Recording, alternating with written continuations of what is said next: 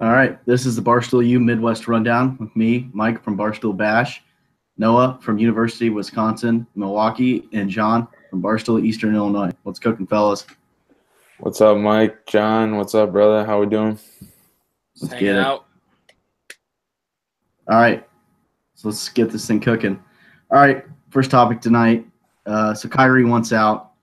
Hot story from this weekend, carrying over into Monday. So I'll start it off. The Cavs just signed Derrick Rose tonight, Monday, and so kind of a big move for LeBron. Kind of recruiting people. He's obviously acting as the GM, coach, player, owner,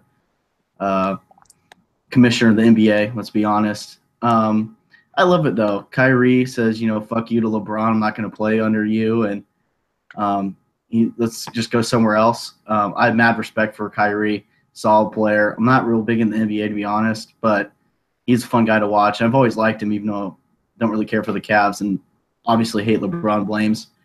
As Michael Rapaport put it in his one video after Kyrie came out and said he wanted to leave, and I love this quote. LeBron has started to AAUize the NBA, and he couldn't be any more right. I think Kyrie sees it, and he doesn't. He sees LeBron's going to leave in a year, and wants to go play somewhere else. It'd be cool to see him go to the Spurs. The Spurs are an old team, but they're always pretty good. I mean, they always are quiet, and they'll get to the playoffs, and everybody's like, oh, I'll pull for the Spurs. And it's just like, shit, well. But I can keep on going on a rant about how fucking bad LeBron is. I mean, he is a great player and probably one of the best. MJ's definitely better, but we're not going to talk about that. But this is more about Kyrie. This happens all the time. People talk about LeBron and forget about Kyrie. When Kyrie made that huge shot in Game 7 last year against the Warriors, that was an incredible shot. I kind of stood up and was like, damn. But I'm pulling for this guy. I really hope he goes somewhere. Hopefully he stays in the East because the West is just getting stacked. And it just won't be fun to watch because everybody knows the Cavs will make it through. And then whoever comes out of the West, probably Warriors. But definitely hope Kyrie stays in the East. Cooley wants to get out. I want to see LeBron just not make the playoffs this year. It won't happen because the East is so bad, but that's all I got for Kyrie getting out. What about you, Noah? Yeah, Mike. LeBron, can't stand him as well. I've never liked him since the beginning. But as far as Kyrie, I do not blame him for wanting to leave. Got to get out of LeBron's shadow, get out from under him. No problem with that. Honestly, who in their right mind would want to play in Cleveland? I know a lot of players around the league, especially Joakim Noah in the past, has bashed Cleveland. And, I mean, honestly, who would want to play in Cleveland and that organization? And, I'm really pulling for the Bucks to work out a deal with the Cavs and bring Kyrie to the city of Milwaukee here. I would not be opposed to dealing Jabari Parker or Chris Middleton. Send him over to Cleveland, bring Kyrie to the city, baby. Kyrie's young player. He's one of the best point guards in the league. Pair him with Giannis, we got ourselves a championship contender, if you ask me. And Delly. You can't leave Delly out. Off the bench, get in there, get the steals. Grit squad. You know what to do. Yeah. All right, John, how do you feel about Kyrie? You guys covered it pretty well, so I'll be brief. But, yeah, there's definitely conflict going on between him and LeBron because you'd figure he'd say something about it. You wouldn't think LeBron would find news out like this just, over the media. But I'm glad he's leaving. I think he'd be a great fit for the Spurs. And, I'm sure he's tired of being, the number 2 guy in Cleveland. I don't think he necessarily wants to be the number 1 guy, but you got a guy like that that's always in the media ahead of you. It's probably annoying. And, he's going to go get his, and I think he's a great fit for the Spurs. Gotcha. Well, I just realized when you were saying that Spurs are in the fucking West, I'm an idiot. But it would be cool to see him go to the Spurs, even though I said it'd be cool to see him stay in the Eastern Conference. So, yeah, that's a big Jimbo on my part, but I don't watch the NBA. So I just love hating on LeBron, just like anybody else in the Midwest that isn't a Cavs fan. All right, so let's transition to a different segment. moving more toward the colleges. We got the Sandusky Shower Squad of coaches this week. And this one goes out to Alabama, Ole Miss, and Mississippi State. There is a 8th grader who is 6'4", 286 pounds. I assume he's a defensive lineman, named Jaheim Otis. I saw a picture of him today, and this kid's a freak. I don't know if he probably has to duck to go under doorways and turn sideways. But this kid, like I said earlier, already has offers from Alabama, Ole Miss, and Mississippi State. This isn't the first time we've seen 8th graders get these offers so early. I haven't seen highlights of this kid, obviously, because this story just surfaced today. But this kid's a monster. I mean, I've never seen a kid this big, this young, and he's definitely going to get tied down quick. I definitely think he'll commit within the next year or two. I mean, if you got Alabama calling at you already as an 8th grader, I mean, geez, why not take it? But it's all about that money at the end of the day. Definitely a quick hot take. There may be some PEDs involved. You never know. You never know. The crazy uncle that's kind of coming at him saying, hey, you know, take some of these and make you feel a little bit better. But this kid's huge. It's just crazy to see. I saw a picture of him in a Georgia, I think it's a Georgia uniform, and I thought he could have been one of the players on the defensive line right now. So this kid is 13, 14 years old, and these big coaches are coming at him. Definitely keep high alert on coaches preying on young kids. Noah, what do you got? Yeah, Mike, like you said, this kid is an absolute behemoth. Like, the dude's 13. I don't understand. Where are they feeding the big man? Oh, my. It must be something in the water down in Columbia, Mississippi. I saw a picture of him and Nick Saban down at the Alabama camp. Saban looked like a little kid compared to him. And this kid is 13, 14. He's got 3 offers Division I level already. They're looking at him for his size. Obviously, I mean, I haven't seen the kid play. He's in eighth grade. What kind of highlights could they have on the kid?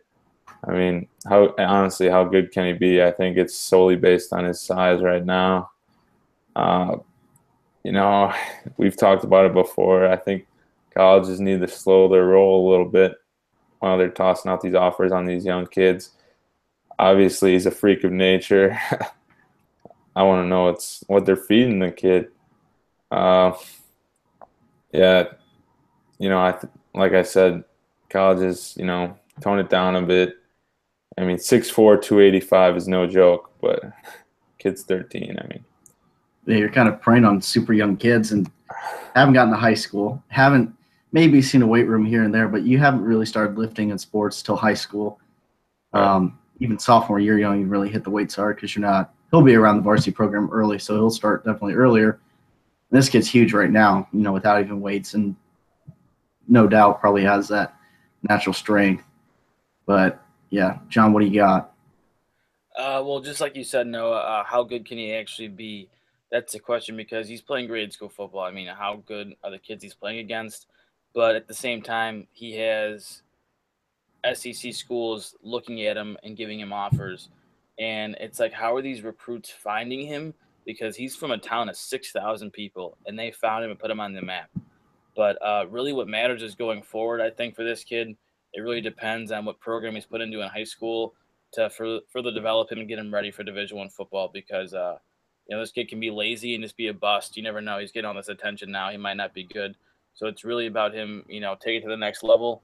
I think he's got the potential, like you said. I saw him in the uniform. He blends in. The kid's fucking huge. But that doesn't mean he's that good. We don't know. He's got to go up against competition. But hats off to the kid. I mean, the kid's like 13 years old, and he's on college campuses working out with the teams. So good for him. Yeah. It's definitely crazy to see. I mean, you see this more and more today. Humans are just becoming freaks in football and any other sport, but mainly football. I saw videos from this weekend of running backs squatting 700 pounds and stupid shit like that. And it's just like, what the hell? Kids are getting bigger. And it's cool to see, but it's also kind of like, where's my size? When did I get it? But anyway. All right. What? I was going to say, when you said the where's my size, I thought when I was in 8th grade, I was 5'11". I thought I was big, and then I see this kid 6'4", 285. That's shock to me. Yeah. All right, so big story, another big story from this weekend. OJ has been granted parole. Won't be released till at the earliest October, but who knows? But my first thing to say is Jesus H. Dix, the juice is on the loose. OJ, like I said, he's out. Well, not out yet, but he was arrested 9 years ago for kidnapping and trying to steal back his stuff that was legally purchased by that one merchandiser. And so he's going to be out. My first question when I heard about it was, will the Goldmans be standing at the gate when he's released? I'll put $100 on it, jokingly, because I cannot gamble.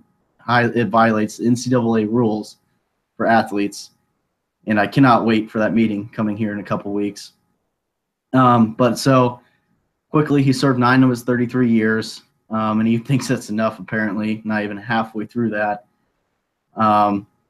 It could be kind of coming back at him from that murder case that was definitely botched. But I think he should stay in. He has a recent track, well, not really recent, but he has a track record of doing stupid shit and getting in trouble. So the juice shouldn't be on the loose. However, though, Roger Goodell has not suspended OJ, so there could be a possible comeback. He's old, but Brett Favre's talking about coming back. Maybe they'll come back together and be on the same team. You never know. Noah, what do you got? Mike, I'm totally happy for my guy, OJ Simpson. Let that man go. You know, everyone says back in '94, the case was obviously, there was some controversy with it. The man was acquitted. Let a man live, Mike. OJ Simpson set to get out of prison in October, like Mike said. He's been incarcerated for almost 9 years. He's been cooperative in Loveland, Nevada. I'm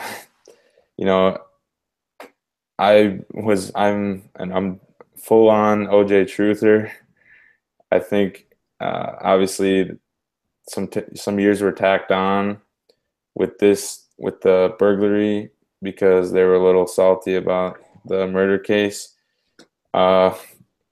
Obviously, I think there was something going on there back in the day, and OJ was getting a little testy in the hearing. He was saying, this is quote, "I've basically spent a conflict-free life," and I was like, I don't know about that one. And also, no one has ever accused me of pulling a weapon on them. Well, that just might not be true, but he's laying it all out on the line there in the parole hearing, and he also mentioned they talked about a computer course that he completed and during his time in prison, and they were asking how he will spend his time in the future as a free man, and he mentioned a little something about joining the blog game. And there's this new this pretty awesome site called BarstoolSports.com. Might be something to look into, have him join the blog game on the best site there is. I don't know. Respect the biz, OJ. That's all I have to say. John. I'm glad he's free. I think he should be out. When I was driving up to Milwaukee, I had the opportunity to listen to the trial on the radio, and obviously he had time to think about what he wanted to say, and he was very well spoken. I did hear him with the slip up with, "I've never used a weapon on someone before," and I watched the video afterwards of him, like, he makes a weird motion, like, "I've never used a weapon before," and like looks around like he has used a weapon before. But the big sell for me was when he said the state of California ruled those items that I stole mine. So after he said, like, the property that I'm in jail for that I took is considered my property, that's when I was like, okay, he should be out. But little fun fact, I live on the far northwest side of Chicago, and where OJ threw that glove, it's about like 10 minutes from my house. Just thought I'd throw that in there. But yeah, no, I'm glad he's walking. What glove did he throw? You know the glove that they said that it couldn't fit?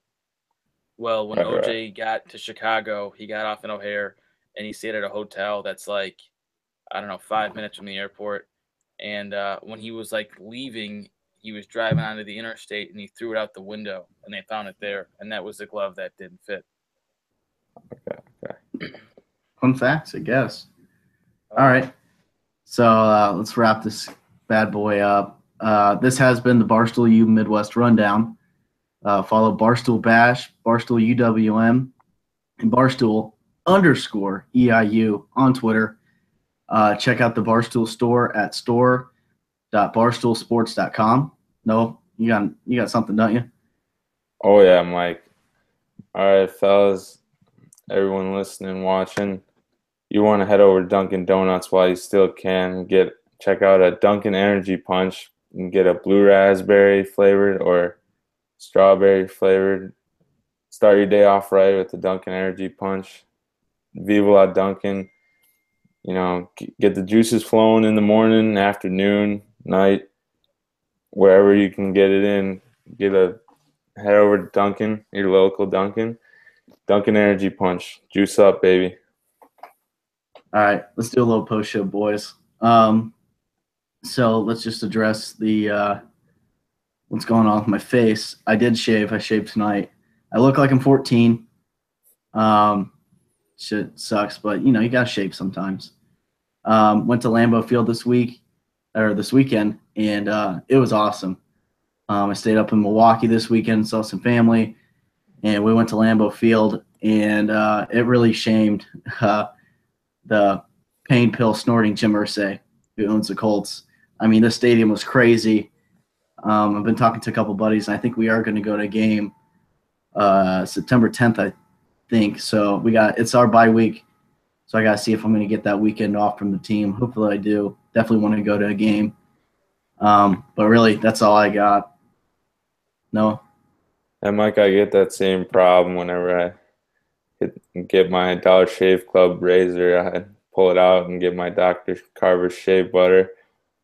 And I'm letting the beard grow out a little bit, make myself look a little older, but I get the same problem. I was down in Chicago on Sunday for the Big Three. The former NBA players and other players in the professional 3-on-3 basketball league. And as many of you know, our guy Mike Rappaport is a sideline reporter for the Big Three, and I got to meet him and chatted up with him a little bit. As we say here at Barstool, Mr. Michael Rappaport. I chatted up with him a little bit. He's a real nice guy. He was running around the whole court. He was just working the crowd, and he's real busy yesterday. But I'm glad I got the chance to chat it up with him a little bit, have a good time. Also, the stars really came out for the Big Three yesterday. Chance the Rapper was in attendance, and if you can believe it, DMX the Rapper was there, and he actually performed impromptu, walked onto the court, and just decided to perform one of his songs. And let me tell you, the crowd was going wild. Ice Cube was standing on the court, bopping his head. He's dancing around. It was absolutely electric. The whole crowd was loving it. And DMX was just having quite the time out there. So it was quite the production down at the UIC Pavilion yesterday. Gotcha. John, what'd you do this weekend? Well, first, it was definitely weird how we all swapped states. I was in Indiana, Noah was in Chicago, and Mike was up in Milwaukee, so that was a little strange. But over the weekend, I was up in Milwaukee, like I just said. Some AAU business I was taking care of. Tomorrow at this time, I will be in Las Vegas, Nevada, hopefully giving live updates of what's going on. I don't know what to expect yet, but excited for sure. Cool. If you keep losing, just keep drinking. Kind of even things out. Yeah. All right. So this is all we got. This has been the BarstoolU Midwest Rundown. Don't forget, check out the store at store.barstoolsports.com and follow us all on Twitter and Instagram. And that's been it, boys. Good show. Have a good week, fellas. Take care. You too.